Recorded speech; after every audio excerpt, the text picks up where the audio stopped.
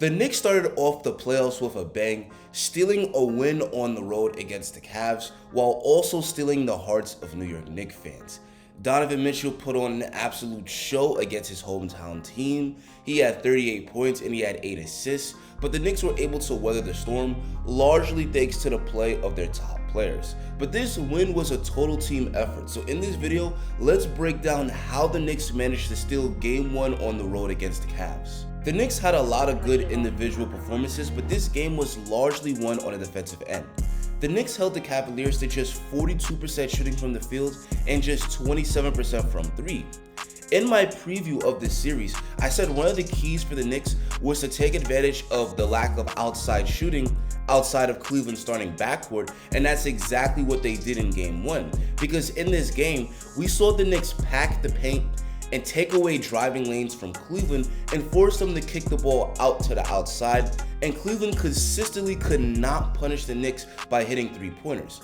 Isaac Okoro was 0 of 4 from 3, Caris LeVert was 0 of 3 from 3, Dean Wade was 0 of 1 from 3.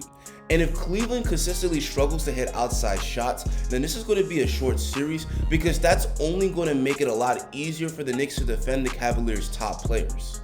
The Knicks also defended Evan Mobley really well.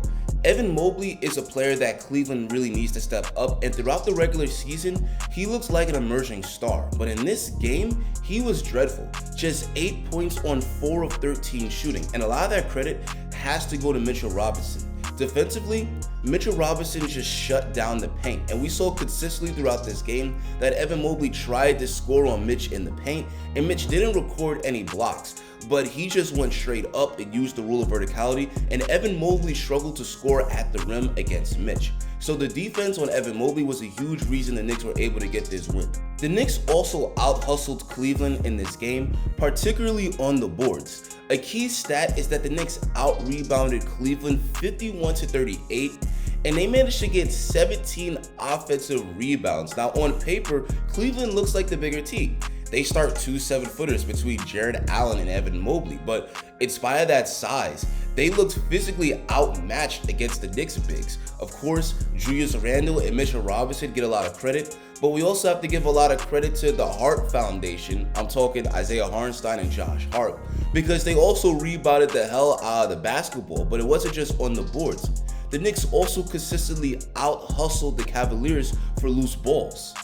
And with about 8 seconds to go in the game, Julius Randle rebounded this Jalen Brunson miss, kicked the ball out to Quentin Grimes, and that pretty much secured the W.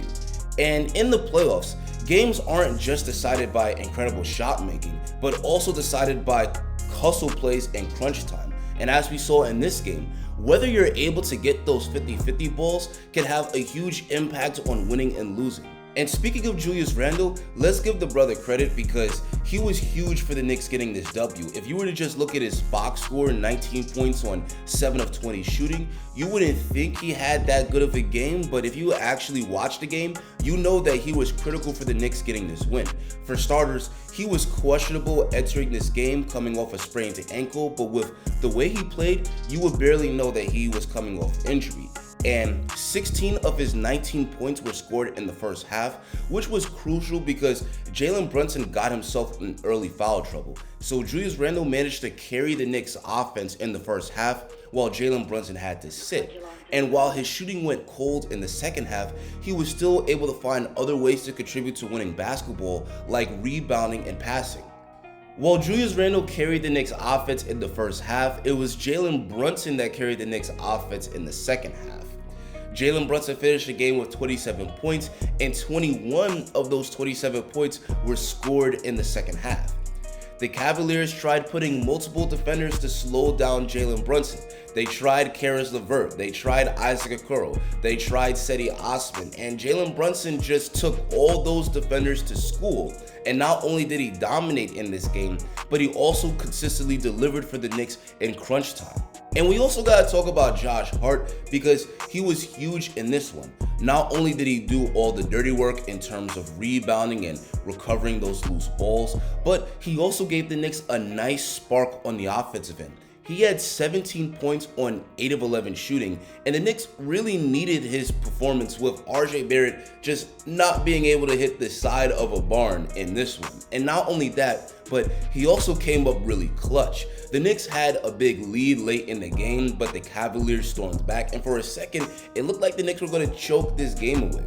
But Josh Hart hit this really clutch 3 with about 2 minutes left to help the Knicks regain the lead. So as good as Jalen Brunson and Julius Randle was in this one, the Knicks simply would not have won this game if it wasn't for Josh Hart's dynamic play off the bench.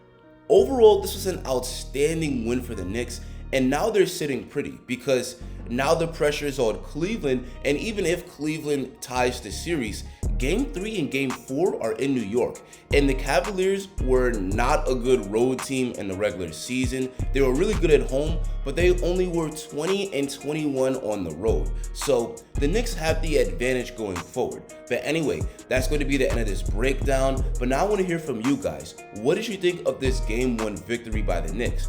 Tell me in the comments. Guys, I'm going to continue to cover this playoff series, and I'm going to continue to cover other playoff series as well. So if you enjoyed this video and you want to see more dope content just like it, drop a like on the video and hit that subscribe button. Thanks for watching, and have a great rest of your day, guys.